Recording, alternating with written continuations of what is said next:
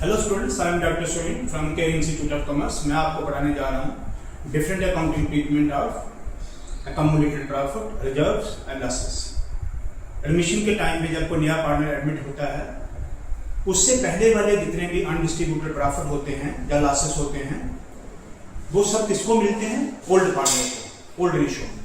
यानी कि प्रॉफिट होंगे तो ओल्ड पार्टनर के कैपिटल बढ़ जाएंगे, लॉसेस होंगे तो ओल्ड पार्टनर के कैपिटल कम हो जाएंगे। और जितने भी रिजर्व होंगे, जनरल रिजर्व क्या होता है? Undistributed profit. जब रिजर्व ओल्ड पार्टनर्स को मिलेगा, उनका कैपिटल बढ़ जाएगा। सो आपको इतना ही रखना है कि we are going to make the accounting treatment of undistributed profit और अकम्युलेटेड प्रॉफिट एंड लॉसेस।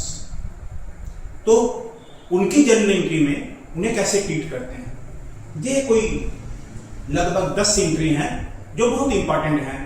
ये 10 एंट्री करके आपको अकम्युलेटेड प्रॉफिट और losses, undistributed profit and losses की कोई भी ट्रांजैक्शन आपको आ जाएगी। ऐसा मेरा मानना है कि ये क्वेश्चन करने के बाद आपको किसी और क्वेश्चन को करने की जरूरत नहीं पड़ेगी। चलिए देखिए मेरे साथ क्या है। A and B were partners sharing profits and losses in the ratio of 3:2. They admit C into partnership on 1st April 2024 for 1/5 share in the profit. On that day, the balance sheet of A and B, यानी कि C के admit होने पे A और B का ये balance sheet है। Balance sheet as at 1st April 2024, general reserve, profit and loss account, workman compensation reserve, investment fluctuation reserve, ये सारे this is general reserve, this is profit and loss account. ये दोनों reserve हो गया undistributed profit, और profit and loss का मतलब liability side में ये भी अनडिस्ट्रीब्यूटेड प्रॉफिट है, यानी कि ये प्रॉफिट भी डिस्ट्रीब्यूट नहीं हुआ है। ये प्रॉफिट को बचा के उन्होंने रिजर्व में ट्रांसफर कर दिया था, ये उन्होंने प्रॉफिट एंड लॉस में ही रखा है।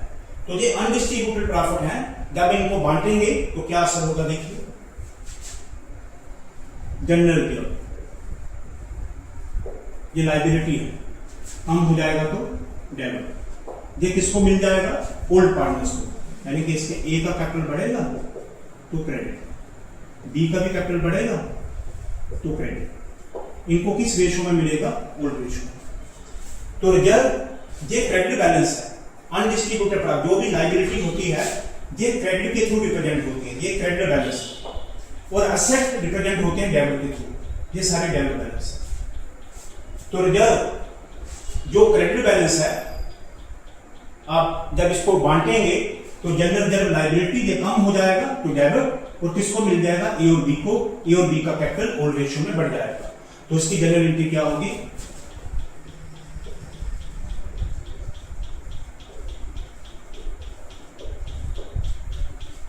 नंबर 1 बताइए, जनरल रिजर्व अकाउंट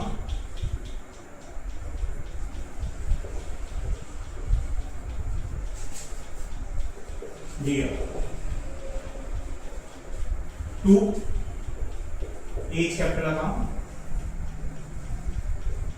इसको बांट दीजिए। कितना रिजर्व पहले? 20,000। ओल्ड रेशियो में बांट दीजिए। इनका ओल्ड रेशियो है 3:2, यानी कि 3/5। 5 4 या 4 3 या 12,000। This is 20,000। रिजर्व कम हो जाएगा और ए को मिल जाएगा 12,000।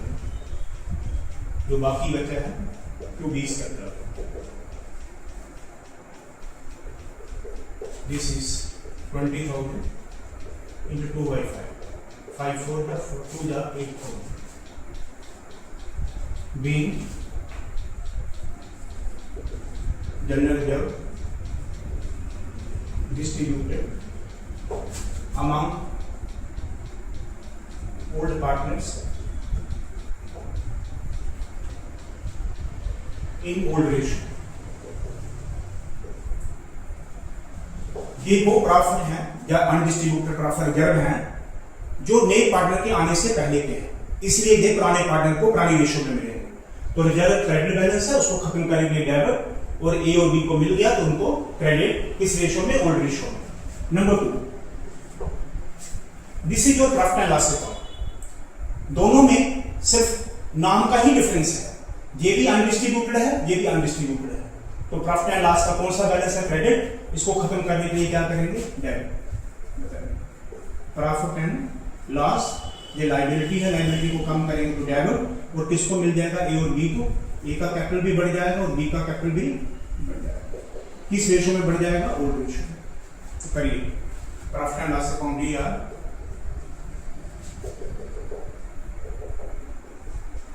This is 15,000 to A's capital account, this is 15,000 into old ratio 3/5, 5 3 या 3 3 या 9,000 to B's capital account, this is 15,000 into 2/5, 5 3 या 3 2 या 6,000 being profit distributed among old partners in old ratio.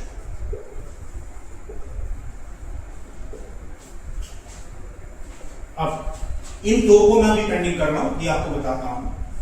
इनको मैं पेंडिंग कर रहा हूं, इधर से देखिए। ये हो गए एक्यूमुलेटेड प्रॉफिट या अनडिस्ट्रीब्यूटेड प्रॉफिट इनको बोलते हैं। अब इधर आइए, अगर प्रॉफिट एंड लॉस का बैलेंस एसेट साइड में हो, इसका मतलब होता है लॉस। एडवर्टाइजिंग एक्सपेंडिचर का मतलब होता है deferred revenue expenditure. Deferred revenue expenditure का हो गया लॉस। और गुडविल जो एसेट साइड में होता है, ये भी लॉस। तो ये तीनों लॉस हैं, ये भी लॉस, ये भी लॉस और ये भी लॉस, ये भी लॉस। अब इनको खत्म करने के लिए, ये सारे लॉसेस कौन से बैलेंस है? डेबिट। इनको खत्म करने के लिए क्या करेंगे? क्रेडिट। और ये लॉस किस में डिस्ट्रीब्यूट हो जाएगा? ए और बी में। तो उनके कैपिटल को क्या हो जाएगा? Debit. Number 3 profit and loss, ये डेबिट बैलेंस है, इसको खत्म करने के लिए क्या करेंगे? ये लॉस है, कौन सा बैलेंस है? डेबिट। इसको खत्म करने के लिए क्या करेंगे? क्रेडिट।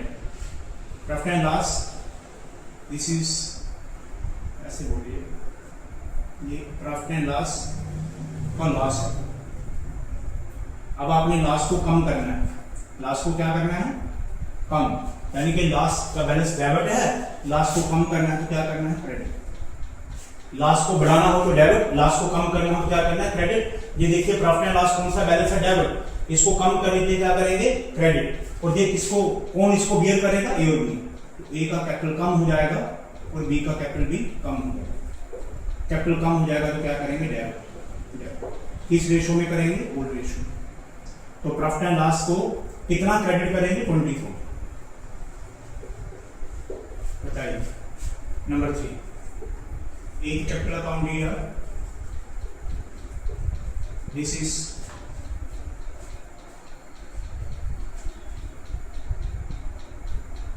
20,000। ये लास्ट उनको बांटिए उनकी रेशो में 3 to 3/5, 5 4 या 4 3 या 12 दिया, दिस इज 12।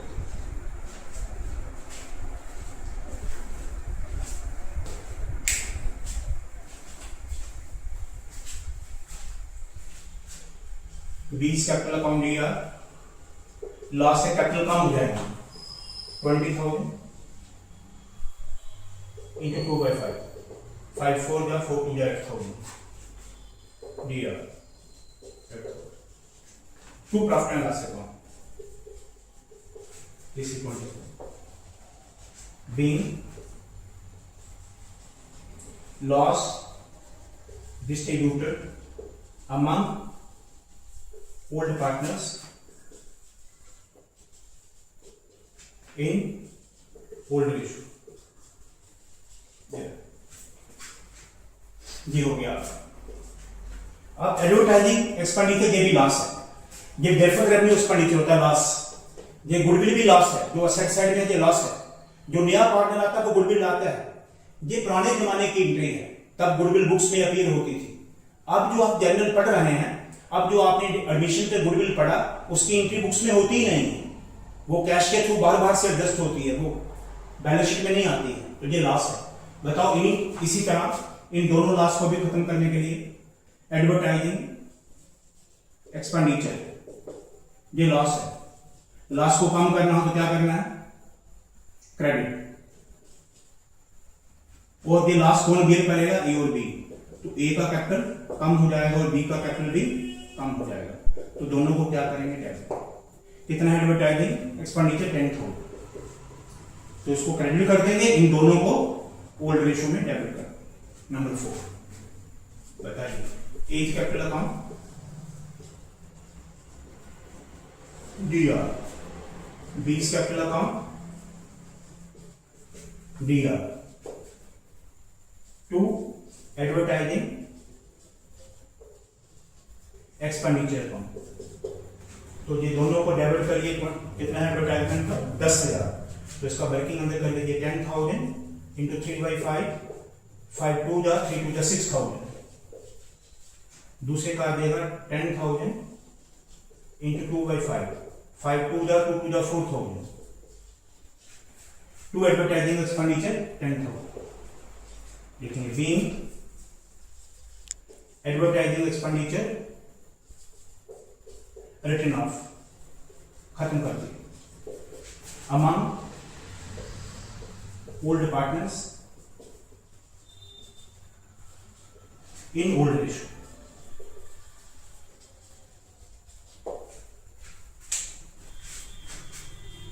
समझ आ रहा है क्या? ये लॉसेस आ रहे हैं, लॉसेस को कम करने के लिए क्रेडिट, और लॉसेस कौन बेयर करेगा? ओल्ड पार्टनर, तो उनके कैपिटल को डेबिट। अब एक इसमें बच गया है गुडविल।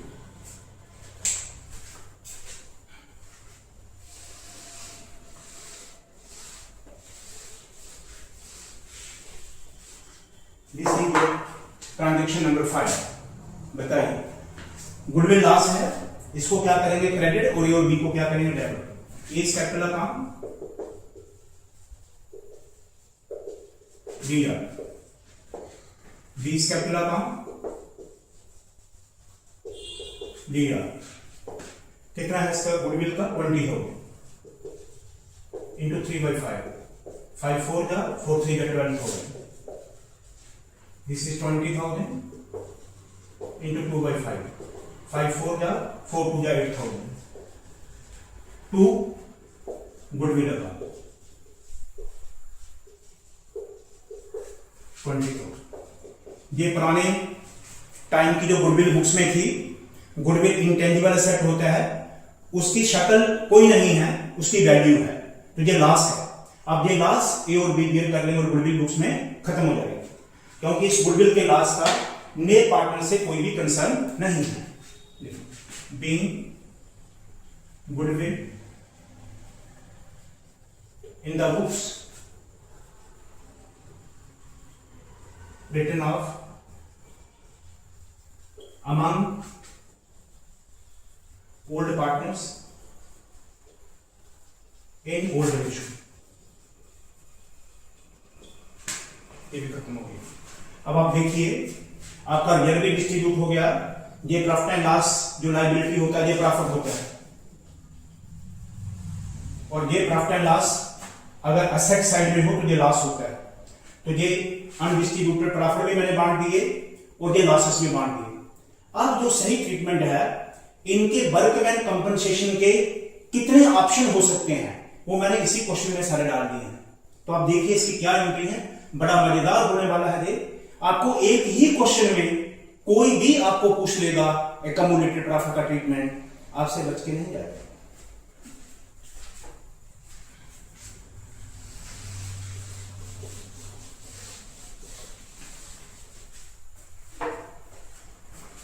फिफ्थ एंट्री जो गुडविल की बनाई है, इसका भी देखिए एनालिसिस। गुडविल ये लॉस है, लॉस को कम करेंगे, क्या करेंगे? क्रेडिट। ए और बी के कैपिटल को क्या हो जाएगा? कम करेंगे तो डेबिट। इसका कैपिटल कम हो जाएगा, डेबिट। किस रेशो में? ओल्ड रेशो में। और गुडविल कितना है? 20,000। ये आपको एंट्री समझा दिया है। No number 6। अब सही, अब ये जो बच गई है दो एंट्री, इनको ध्यान से समझिए कि इनका ये रिजर्व है और नीचे क्लेम भी है। अब रिजर्व का कंपैरिजन क्लेम से कैसे करते हैं वो देखिए।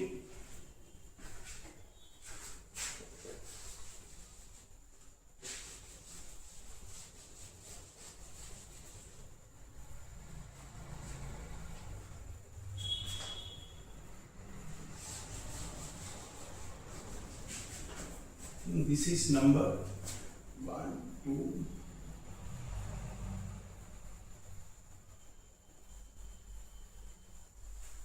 now number 6 is इधर देखिए this is workman compensation reserve. अब इसको एनालिसिस देखिए, किसी भी रिजर्व को आप खत्म करेंगे तो वर्कमैन कंपनसेशन रिजर्व, रिजर्व क्या होता है लायबिलिटी, लायबिलिटी को कम करोगे तो क्या हो जाएगा डेबिट। इस रिजर्व को खत्म करने के लिए वर्कमैन कंपनसेशन रिजर्व, यानी कि कंपनी ने इतना पैसा वर्कर को कंपनसेशन देने के लिए रिजर्व करके रखा है, यानी कि अगर कोई वर्कर का कोई कंपनसेशन होगा, किसी को फैक्ट्री में काम करते कुछ लग जाएगी, चोट आ जाएगी, कोई एक्सीडेंट इंसिडेंट हो जाएगा, तो इस पैसे में से दिया जाएगा। अब अगर कुछ बच जाएगा, यानी कि रिजर्व ज्यादा है और क्लेम कम है, तो ओल्ड पार्टनर आपस में बांट लेंगे। देखिए कैसे, पहले आप ये देखिए कि ये रिजर्व है, एनी रिजर्व इज लायबिलिटी, ये क्रेडिट बैलेंस आ रहे क्या है लायबिलिटी, ये क्रेडिट बैलेंस है, इसको खत्म करने के लिए लायबिलिटी को कम करने के लिए क्या करें डेबिट। अब नीचे देखिए, if nothing is mention about the workman claim, अब this is entry number 6 workman compensation claim, this is part 1। If nothing is mention about the workman compensation claim, अगर कोई क्लेम के बारे में कोई बात नहीं कही है तो ये पूरे का पूरा रिजर्व ए और बी को दे दीजिए, तो इससे ए का कैपिटल बढ़ जाएगा तो क्रेडिट, बी का कैपिटल भी बढ़ जाएगा तो क्रेडिट, तो वर्कमैन कंपनसेशन को पूरा अमाउंट 30,000 से डेबिट है। इनको किस रेशो से मिलेगा, ओल्ड रेशो से। This is 6 entry workman compensation reserve, this is workman compensation reserve. इसका part 1 workman compensation, this is part 1। When number 1 when there is nothing mention of claim, जब इसका कोई क्लेम नहीं है तो पार्ट 1 है, वर्कमैन कंपनसेशन का part 1। Overall entry number 6, this is part 1। when there is no claim तो पूरा अमाउंट बांट दीजिए, देखिए 6 workman compensation reserve account D to A's capital account to B's capital account। बांटिए कितना कंपनसेशन रिजर्व 30,000 का, तो 30,000 का ए को कितना मिलेगा ओल्ड रेशो में 3/5, 5 6 जा 30,000 into 2/5, 5 6 जा 6 2 जा 12,000, this is 18,000, this is 12,000, और रिजर्व खत्म हो जाएगा 30,000 से। तो आपका वर्कमैन कंपनसेशन रिजर्व खत्म हो जाएगा, इन द सेंस आपके पास रिजर्व है लेकिन आपने उसमें से वर्कर को कुछ भी नहीं देना है, नो क्लेम। जब कोई क्लेम नहीं है तो पूरे का पूरा पैसा किसका, ओनर का। उन्होंने रिजर्व करके रखा था कि अगर इसमें कोई क्लेम देना पड़ा तो इसमें से देंगे, लेकिन क्लेम कोई है ही नहीं। ऑप्शन 1 है कि if there is no claim, तो कोई क्लेम नहीं है, क्लेम नहीं तो हमने पूरा पैसा बांट दिया। लिखेंगे being worker compensation, workman compensation reserve is distributed among old partners in old ratio as there is no claim, there is no claim against workman compensation।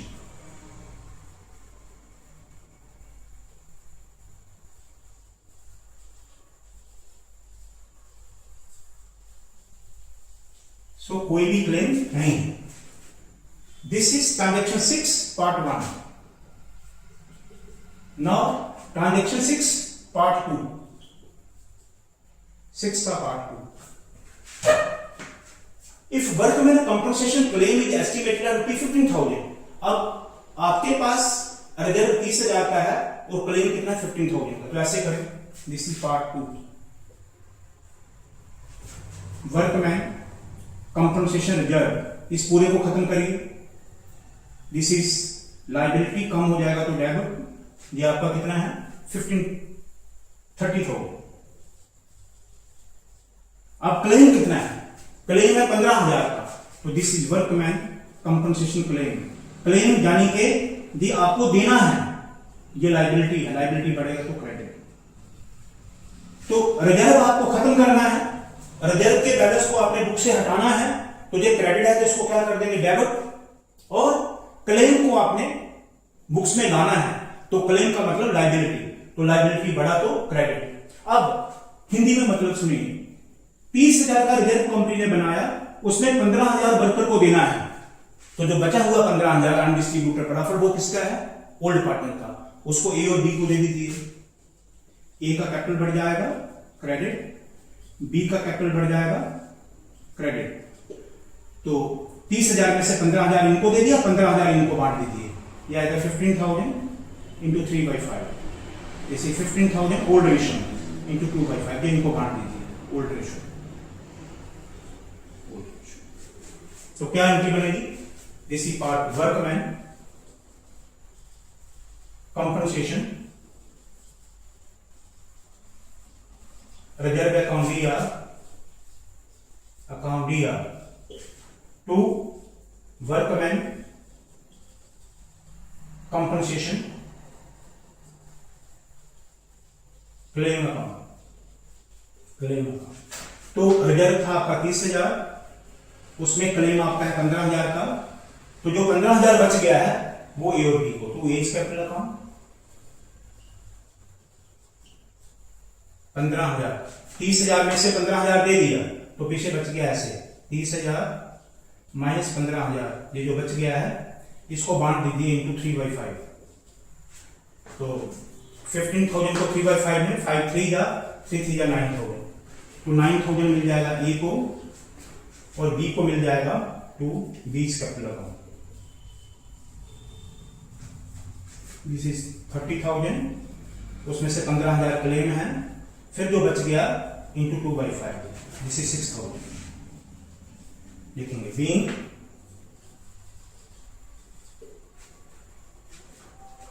Out of workman compensation reserve, out of workman compensation reserve, rupees 15,000 is transferred to workman compensation claim account and the rest जो बाकी बच गया is distributed among old partners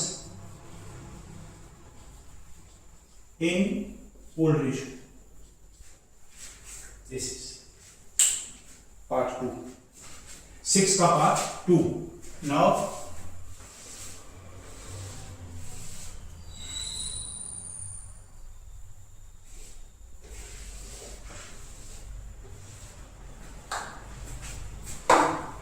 this is entry number 6 part 3। अब 3 part में क्या है, 3 option हो सकते हैं, एक ये कि उसका कोई भी क्लेम नहीं, एक ये कि the claim is less than the reserve, reserve ज्यादा है और क्लेम कम है, और तीसरा option when the claim is greater than the reserve. अब तीसरा पार्ट नंबर 3 पार्ट करिए, वर्कमैन कंपनसेशन रिजर्व को खत्म करिए, लायबिलिटी कम हो जाएगा तो डेबिट आपका 30,000 है, क्लेम बनाइए वर्कमैन कंपनसेशन क्लेम आपकी लायबिलिटी बढ़ जाएगी तो क्रेडिट, दिया आपका ये 35,000। ध्यान से देखिएगा, जब आप जनरल बनाते हैं तो डेबिट क्रेडिट के बराबर होता है। अब डिफरेंस इस साइड में आ गया, यानी कि क्रेडिट ज्यादा और डेबिट कम है, ये डिफरेंस लॉस है। क्या है डिफरेंस? लॉस। यानी कि आपने रिजर्व क्रिएट करा है 30,000 का और आपका क्लेम कितना बना है 35,000 का, ये जो लॉस है ये रिवैल्यूएशन को डेवलप कर दीजिए। अभी आपने लास्ट लेक्चर में सुना था कि एनी लॉस, कोई भी असेट या लायबिलिटी के कारण, रिवैल्यूएशन के कारण जो लॉस बनेगा उसको रिवैल्यूएशन को डेवलप कर दीजिए। तो दिस इज जो डिफरेंस बीच में है ये लॉस है। कितना लॉस है? इन दोनों के बीच का डिफरेंस 5,000। ये लॉस ये रीवैल्यूएशन को डेबिट हो जाएगा। लॉस बढ़े तो क्या करते हैं, डेबिट। किसको डेबिट हो जाएगा, रीवैल्यूएशन को। ध्यान रखिए, जब तक हमारा क्लेम कम और रिजर्व ज्यादा था हम डायरेक्ट पार्टनर को बांट रहे थे, लेकिन जब क्लेम ज्यादा और रिजर्व कम हो जाएगा तो डायरेक्ट पार्टनर को बांटने की बजाय आप उसे रीवैल्यूएशन को डेबिट करिए। अगर आप डायरेक्ट पार्टनर को भी बांट देंगे, ए कैपिटल बी कैपिटल को डेबिट कर देंगे लॉस, तो भी सही है, लेकिन आप ऐसे ही करिए जैसे मेजॉरिटी में आखिर करते हैं। तो क्या एंट्री बन जाएगी 6.3 का, workman compensation reserve account DR. So ये रिजर्व है 30,000 का। To workman compensation claim account, this is 35 crore। आप इन दोनों का कंपैरिजन करिए। जब भी when the compensation is greater than the reserve, so the difference is loss and loss should be debited to revaluation account। revaluation का nature क्या है, nominal, तो इसे revaluation account दिया, revaluation account दिया। कितना लॉस है, 5,000 का, ये आ गया ऐसे 35,000 क्लेम माइनस रिजर्व, ये loss claim minus reserve, this is your loss and loss should be debited to revaluation account. ऐसे अगर आप चाहें तो आप इसको ए बी को बांट सकते हैं, लेकिन कोई आपकी एंट्री को क्वेश्चन मार्क में लगा सकता है, क्योंकि मेजॉरिटी ऑफ जो ऑथर हैं वो इस लॉस को रीवैल्यूएशन में बुक करते हैं। सो आप ऐसे ही करिए, रीवैल्यूएशन को डेबिट करिए इसको। अब आ गया आपके तीनों हो गए। If there is no claim, आपने पूरा वर्कमैन कंपनसेशन रिजर्व बांट दिया। If there is claim which is less than, ये क्लेम जो है this is less than the workman compensation reserve, ये लेस देन। जब लेस होगा तो जो बीच का 15,000 का था वो फालतू जो रिजर्व था, रिजर्व ज्यादा था और क्लेम कम, तो जो ज्यादा रिजर्व था वो हमने ओल्ड पार्टनर को ओल्ड रेशो में बांट दिया। Here the claim is greater than, the claim is greater than the workman compensation reserve, ये ज्यादा है। जब ये ज्यादा होगा तो डिफरेंस लॉस बन जाएगा। क्या बन जाएगा, लॉस। अब इसके 3 से ज्यादा ऑप्शन नहीं हो सकते हैं। जितनी भी एंट्री घुमा फिरा के कोई भी ऑफर डाल दे, इसके 3 ही ऑप्शन बनेंगे। If there is no claim, if there is claim but less than the reserve, and if there is claim which is greater than the reserve, तीनों ऑप्शन हो गए। नाउ अब हम आते हैं इन्वेस्टमेंट पे।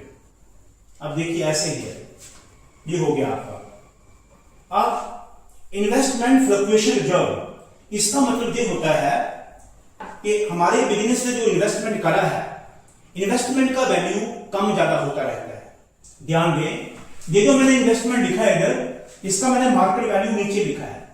कुछ क्वेश्चन में आपको मार्केट वैल्यू जहां भी दिख सकता है, इधर लिख देता है वो। अगर वो मार्केट वैल्यू इधर लिख दे तो फिर नीचे एडजस्टमेंट में नहीं लिखता, एक ही बात है। लेकिन क्योंकि मैंने तीनों ऑप्शन बताने थे, इसलिए मैंने मार्केट वैल्यू को नीचे लिखा। अगर आपके किसी क्वेश्चन में वो एक ही एंट्री पूछेगा, वो तो तीनों नहीं पूछेगा। मैंने आपको सारे ऑप्शन बता दिए हैं। जब वो एक ही एंट्री पूछेगा तो वो मार्केट वैल्यू को जहां दे देगा, तो आप इसका कंपैरिजन करके देखिए कि उसका वैल्यू बढ़ गया या कम हो गया है। लेकिन मैंने सब ऑप्शन नीचे दिए हैं क्योंकि मैं इसके सारे ऑप्शन एक ही क्वेश्चन में आपको समझाना चाहता हूं। अब आगे ये तीनों के चौथा point, if nothing is mention about the market value, अगर मार्केट के वैल्यू बारे में कुछ भी नहीं कहा हो, यानी कि जितना उसका बुक वैल्यू है उतना ही मार्केट वैल्यू है, then there is no loss and no gain. ना इसका कोई लॉस हुआ ना इसका कोई गेन हुआ, तो ये इन्वेस्टमेंट फ्लक्चुएशन रिजर्व पूरा बांट देंगे। जब इसको पूरे को बांटोगे तो क्या आएगा, ये दिस इज एंट्री नंबर 7, ये 7 का पार्ट 1 है। If there is no claim, if there is no claim, पूरे रिजर्व को बांट दीजिए, तो आपके पास है इन्वेस्टमेंट फ्लक्चुएशन रिजर्व। रिजर्व आपका लायबिलिटी है, कम हो जाएगा तो डेबिट, और ये किसको मिल जाएगा, ए को, ए का कैपिटल बढ़ जाएगा तो क्रेडिट, और बी का कैपिटल बढ़ जाएगा तो क्रेडिट। दोनों को किस रेशो में मिलेगा? ओल्ड रेशो में। और इन्वेस्टमेंट फ्लक्चुएशन जब कितना 25,000 ये खत्म हो जाएगा, तो इसकी एंट्री बन जाएगी 7(1). Investment fluctuation reserve account D 25,000 to A's capital account. This is इस 25,000 में से ए को कितना मिलेगा? 3/5, 5 जा 5 3 जा 15,000 to B's capital account 25,000 into 2/5, 5 5 जा 5 2 जा 10,000। ठीक है। Being investment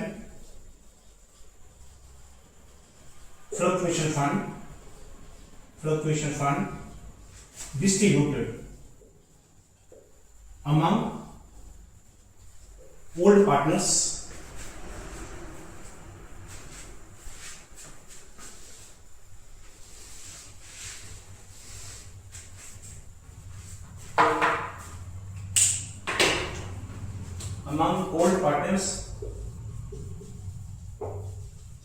in old relation, as there is no mention of increase, decrease of investment। इस पे इन्वेस्टमेंट की वैल्यू के बारे में उसमें इंक्रीज हुआ या डिक्रीज हुआ मार्केट वैल्यू में कुछ नहीं बताया, यानी कि उसका वैल्यू एज इट इज रहा है। ये रिजर्व इसकी फ्लक्चुएटिंग वैल्यू को कंट्रोल करेगा। अब देखिए कैसे, जब नहीं कहा उसने कुछ भी मार्केट वैल्यू के बारे में तो आपने पूरा बांट दिया। अब आ गया 7 का पार्ट 2।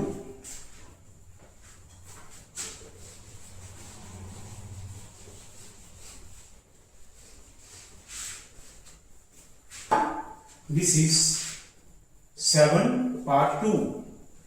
देखिए, if market value of investment is estimated at ₹1,70,000, market value गिर गया है, तो आप इसको देखिए ऐसे, इन्वेस्टमेंट फ्लक्चुएटिंग फंड, ये लायबिलिटी है, कम हो जाएगा तो डेबिट, इसको पूरे को खत्म करना ही है 25। अब इन्वेस्टमेंट का वैल्यू कितना गिर गया है? 2 लाख से 1,70,000 हो गया, इसका वैल्यू 30,000 गिर गया। 30,000 इन्वेस्टमेंट का वैल्यू जो गिर गया वो इससे रिकवर करेंगे। इन्वेस्टमेंट क्या होता है? असेट, उसका वैल्यू गिर गया तो असेट कम हो गया, तो ऐसे करिए, इन्वेस्टमेंट असेट वैल्यू कम हो गया तो क्रेडिट, कितना क्रेडिट करिए? 30,000। इसका हिंदी में मतलब देख हुआ कि इन्वेस्टमेंट का वैल्यू 30,000 कम हुआ, वो आपने इस रिजर्व से 25,000 की रिकवरी कर ली। 5,000 की रिकवरी नहीं कर पाए, वो लॉस है। वो क्या है? लॉस। यानी कि the value of investment is less than the book value, less than the book value. तो जो 5,000 का गैप है वो लॉस है, और ये लॉस, ये लॉस, दिस इज 30,000, उसका वैल्यू कम हुआ और आपके पास रिजर्व से 25,000 का था, तो आपका लॉस कितना है? 5,000 का। ये जो लॉस है ये किसको डेबिट हो जाएगा? रिवैल्यूएशन। तो आप समझिए, इन्वेस्टमेंट फ्लक्चुएशन फंड आपके पास 25,000, ये क्रेडिट बैलेंस है, इसको पूरे को खत्म कर दीजिए, और जो इन्वेस्टमेंट का लॉस हुआ वो आप इसमें से कवर करिए। इन्वेस्टमेंट असेट कम हुआ तो क्रेडिट, तो जो 20 का डिफरेंस लॉस है वो रिवैल्यूएशन को डेबिट हो जाएगा। दिस इज 7 का part 2। Investment fluctuation fund account DR, this is 25,000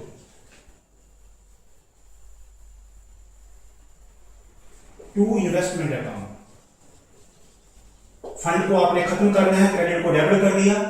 investment आपका असेट है, असेट कम हो गया तो क्रेडिट, कितना कम हो गया? असेट आपका 30,000। आप इन दोनों के बीच का जो डिफरेंस वो लॉस है, वो रिवैल्यूएशन को रिवैल्यूएशन अकाउंट ये आ गया 30,000, उसकी वैल्यू कम हो गई और रिजर्व से 25,000 ही था, तो 5,000 का लॉस दिया। ऐसे being decrease the decline in value of investment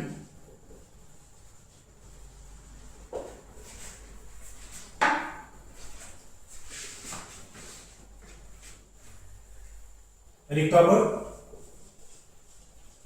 partly, ये पूरा रिकवर नहीं हो पाया, लास्ट हमने पार्टली रिकवर करा, recovered partly from investment fluctuation fund and the rest,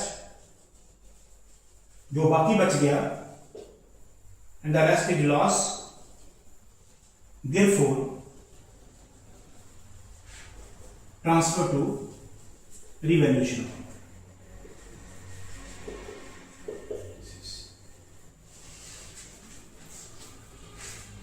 now 7 का पार्ट 3। अब देखिए यहां पे इन्वेस्टमेंट का वैल्यू जो डिक्रीज हुआ है 2 लाख से 1,70,000 हो गया। अब इन्वेस्टमेंट का वैल्यू 2 लाख से 1,90,000 हो गया।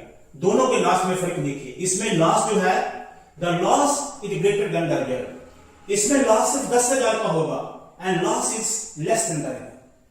तो 3 ऑप्शन देखिए। अब पहले इन्वेस्टमेंट फ्लक्चुएशन रिजर्व, ये क्या है आपका इन्वेस्टमेंट फ्लक्चुएशन रिजर्व, लायबिलिटी कम होगी तो डेबिट, इसको खत्म करने के लिए 25,000 डेबिट। अब लॉस इससे भरपाई करेंगे, इन्वेस्टमेंट असेट कम हो गया तो क्रेडिट, कितना कम हुआ है 2 लाख से 1,90,000, 10,000। इसका मतलब 25,000 के रिजर्व से अब 10,000 आराम से रिकवरी कर पाएंगे।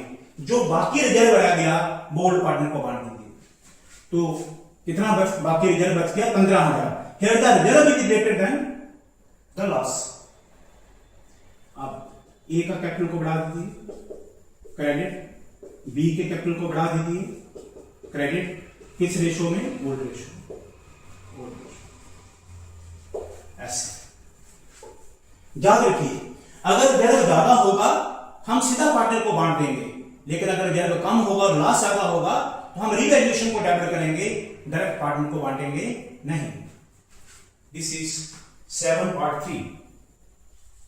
बताइए क्या है इसको ऊपर।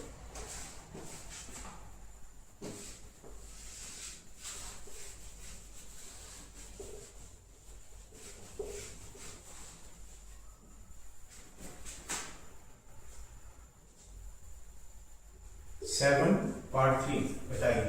इन्वेस्टमेंट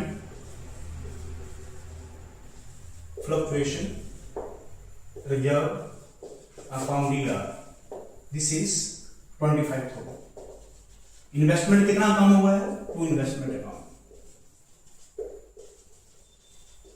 इन्वेस्टमेंट हमारा कम हुआ है 10,000 से। अब 15,000 का जो रिजर्व बचा है वो बांट दीजिए इसमें, to A's capital, this is difference है 15,000, 25,000 minus 10,000, 15,000 into 3/5, this is 9,000 to B's capital, 25,000 minus 10,000 का लॉस इंटू 2/5, 15,000, 3 ऐसे समझेंगे।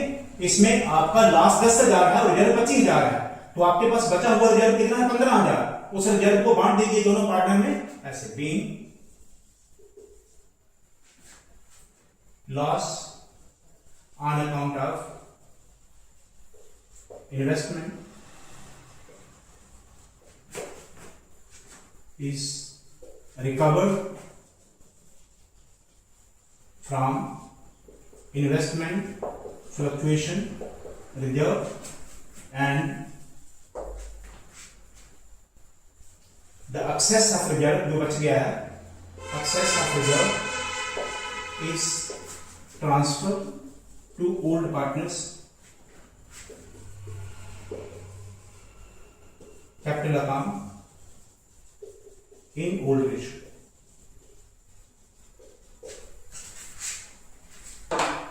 दिस इज, उम्मीद करता हूं आपको आ गया होगा। और एक ये क्वेश्चन मेरे जितने भी, आप हर किसी टॉपिक पे जाके मेरे YouTube चैनल पे देखिए, हर एक क्वेश्चन आपको यूनिक मिलेगा। कोई एक आखिर उसको 10 क्वेश्चन में कराने की जो कैपेसिटी रखेगा वो आपको एक में मिल जाएगा।